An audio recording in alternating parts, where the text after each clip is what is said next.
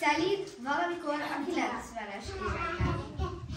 Reggel 10 körül a gyerekek rohangásznak.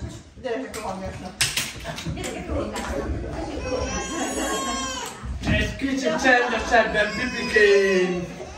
Én nem tudom harmadszorra is elolvasni a magyar nemzetet. Lányok, gyere késülködni! Így nem tudtok elmenni, mert megy a reggeli. Csip, csip, csip, csip, csap, csap. Csip, csip, csip, csap, csap. Nem lehet a csip és csap nélkül vásárolni. Davaj, induljatok már vásárolni, gyerekek! Mit kell hozni?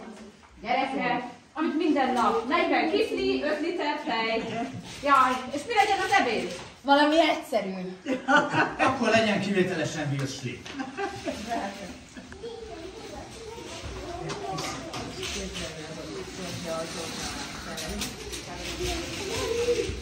Tehát 11 óra van már.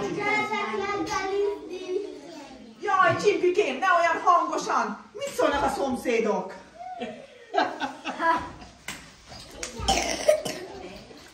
Édeském! Hogy lehet ez, hogy ez a tej sosem elég hideg? Majd holnap jobban igyekszünk, hogy hideg maradjon. Mi a mai program? Először is csukjuk be az ajtókat, mert meg lehet fagyni ebben a házban. Másodszor is napközben szeretnék végre nyugodtan napozni, és ma este szeretnék végre egy felnőtt estét.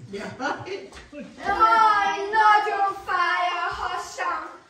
Nagyon rosszul érzem magam. Ezek az újságok itt koszolnak évek óta. Persze, hogy mindenki beteg lett tőle.